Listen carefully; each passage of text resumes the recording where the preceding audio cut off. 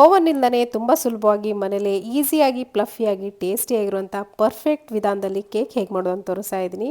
ಇದು Christmas month ಆಗಿರೋದ್ರಿಂದ ಇದು ಕ್ರಿಸ್ಮಸ್ ಸ್ಪೆಷಲ್ ಅಂತ ಹೇಳ್ಬೋದು. ತುಂಬ ಸುಲಭವಾಗಿ ಮಾಡ್ಬೋದು. ವಿಡಿಯೋ ಕೊನೆವರೆಗೂ ನೋಡಿ. ಇದೇ ಥರ ಒಳ್ಳೊಳ್ಳೆ ರೆಸಿಪಿಗಳಿಗೋಸ್ಕರ ನಮ್ಮ ಚಾನಲ್ಗೆ ಸಬ್ಸ್ಕ್ರೈಬ್ ಮಾಡಿಕೊಂಡು ವಿಡಿಯೋಸ್ಗಳನ್ನ ನೋಡಿ ನೀವು ಕೂಡ ನಿಮ್ಮನೇಲಿ ಸುಲಭವಾಗಿ ಮಾಡ್ಬೋದು. ಬನ್ನಿ ಹಾಗಿದ್ರೆ ಇವತ್ತಿನ ದಿನ ನಾನು ಬನಾನಾ ಚಾಕ್ಲೇಟ್ ಕೇಕ್ ಹೇಗೆ ಮಾಡೋದು ಅಂತ ತೋರಿಸ್ತಾ ಇದ್ದೀನಿ ತುಂಬ ಸುಲಭವಾಗಿ. ಇದಕ್ಕೆ ನಾನಿಲ್ಲಿ ಒಂದು ಚಿಕ್ಕ ಸೈಜ್ನ ಬಾಳೆಹಣ್ಣಲ್ಲಿ 3 ಬಾಳೆಹಣ್ಣನ್ನ ತೊಗೊಂಡಿದ್ದೀನಿ. ನೀವು ಬೇಕಿದ್ರೆ ದೊಡ್ಡ ಸೈಜ್ದು ಏನಾದರೂ ಇದ್ದರೆ ನಿಮ್ಮ ಹತ್ರ ಬಾಳೆಹಣ್ಣು ಪಚ್ಚ ಬಾಳೆಹಣ್ಣಿದ್ರೆ 2 ಬಾಳೆಹಣ್ಣು ಸಾಕಾಗುತ್ತೆ. ಹಾಗೆ 2 ಮೊಟ್ಟೆ ಸಾಕಾಗುತ್ತೆ. ನಾನು 3 ಬಾಳೆಹಣ್ಣು 2 ಮೊಟ್ಟೆ ತೊಗೊಂಡಿದ್ದೀನಿ.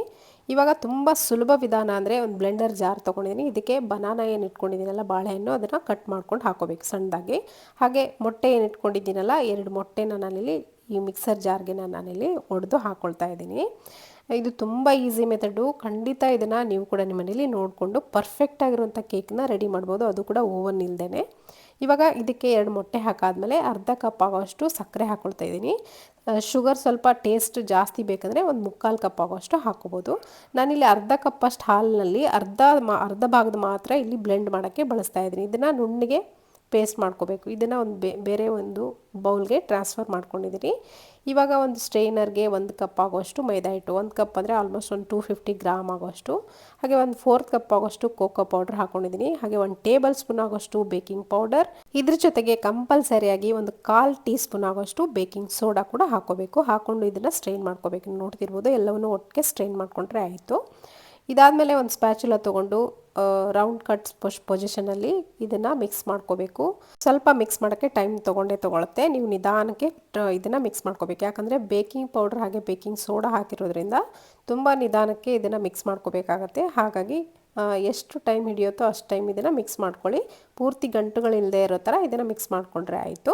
ನಾವು ಬಾಳೆಹಣ್ಣು ಹಾಕಿರೋದ್ರಿಂದ ಸ್ವಲ್ಪ ಅಲ್ಲಲ್ಲೂ ಬಾಳೆಹಣ್ಣು ಗಟ್ಟಿ ಇರುತ್ತೆ, ಏನು ಪ್ರಾಬ್ಲಮ್ ಇಲ್ಲ. ಇವಾಗ 1/3 ಕಪ್ ಆಗೋಷ್ಟು ನಾನಿಲ್ಲಿ ಎಣ್ಣೆಯನ್ನು ಹಾಕ್ಕೊಂಡಿದ್ದೀನಿ, ರಿಫೈನ್ಡ್ ಆಯಿಲ್. ಹಾಗೆ ಮಿಕ್ಕಿರುವಂಥ ಹಾಲನ್ನು ಕೂಡ ಹಾಕ್ಕೊಂಡು ಇದನ್ನು ಮಿಕ್ಸ್ ಮಾಡ್ಕೊಳ್ತಾ ಇದ್ದೀನಿ. ಮತ್ತು ನಾನಿಲ್ಲಿ ರೌಂಡ್ ಕಟ್ ಪೊಸಿಷನಲ್ಲಿ ತುಂಬ ಸುಲಭ ವಿಧಾನ ಇದು. ಖಂಡಿತ ಇದನ್ನು ಮಿಕ್ಸ್ ಮಾಡ್ದೇ ನೀವು ನಿಮ್ಮ ಮನೇಲಿ ಮಾಡ್ಕೊಳ್ಳಿ. ಸ್ವಲ್ಪ ಗಂಟು ನಿಮ್ಗೆ ಅನ್ನಿಸ್ತಿದೆಯಲ್ಲ, ಅದು ಬಾಳೆಹಣ್ಣಿನ ಪಲ್ಪ್ ಅಂತ ಹೇಳ್ಬೋದು. ನಿಮಗೂ ಆ ಥರ ಇದ್ದರೆ ಏನು ತೊಂದರೆ ಇಲ್ಲ, ಕೇಕಲ್ಲಿ ಸಿಗುತ್ತೆ. ಆ ಥರ ಏನು ಟೇಸ್ಟಿಯಾಗಿರುತ್ತೆ.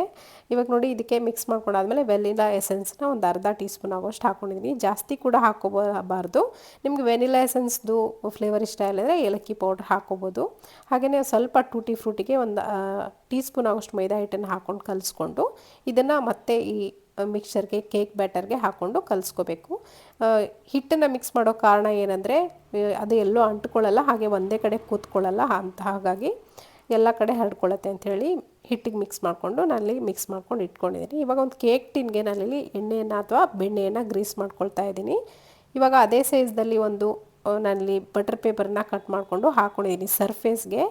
ಇದು ಬೇಡ ನಿಮಗೆ ಬಟರ್ ಪೇಪರ್ ಇಲ್ಲ ಅಂದರೆ ಮೈದಾ ಹಿಟ್ಟನ್ನ ಈ ಥರ ಎಲ್ಲ ಕಡೆಯೂ ಸ್ಪ್ರಿಂಕಲ್ ಮಾಡಿ ಈ ಥರ ನೋಡಿ ಅಂಟ್ಕೋಬೇಕು. ನಾವು ಎಣ್ಣೆ ಗ್ರೀಸ್ ಮಾಡಿರ್ತೀವಲ್ಲ ಅದಕ್ಕೆ ಮೈದಾ ಹಿಟ್ಟೆಲ್ಲ ಅಂಟ್ಕೋಬೇಕು. ಇದು ಬಟರ್ ಪೇಪರ್ ಥರ ವರ್ಕ್ ಆಗುತ್ತೆ.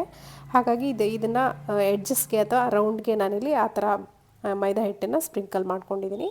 ಇವಾಗ ಕೇಕ್ ಬ್ಯಾಟರ್ನ ಕೇಕ್ ಟಿನಲ್ಲಿ ನಾನಿಲ್ಲಿ ಪ್ಲೇಸ್ ಮಾಡ್ಕೊತಾ ಇದ್ದೀನಿ. ನೀವು ನೋಡ್ತಿರ್ಬೋದು.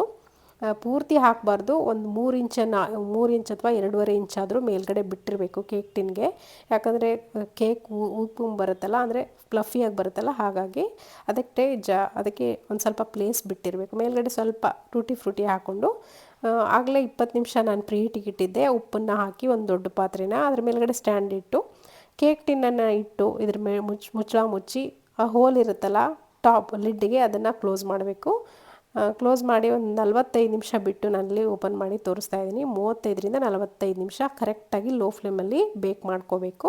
ಆವಾಗ ನಿಮಗೆ ಪರ್ಫೆಕ್ಟ್ ಆಗಿರುವಂಥ ಫ್ಲಫಿ ಆಗಿರುವಂಥ ಕೇಕ್ ರೆಡಿ ಆಗುತ್ತೆ. ನೀವು ನೋಡ್ತಿರ್ಬೋದು, ನಾನು ಸ್ವಲ್ಪ ಬಿಸಿ ಇನ್ನೂ ಹೋಗಿಲ್ಲ, ಆವಾಗಲೇ ತೆಗಿತಾ ಇದ್ದೀನಿ. ಅದಕ್ಕಾಗಿ ಈ ಥರ ಪುಡಿ ಆಯಿತು. ನೀವು ಪೂರ್ತಿಯಾಗಿ ಒಂದೆರಡು ಗಂಟೆ ಬಿಟ್ಬಿಟ್ಟು ಆದಮೇಲೆ ತೆಗೆದ್ರೆ ಪರ್ಫೆಕ್ಟಾಗಿ ಫ್ಲಫಿಯಾಗಿ ಕೇಕ್ ಬರುತ್ತೆ.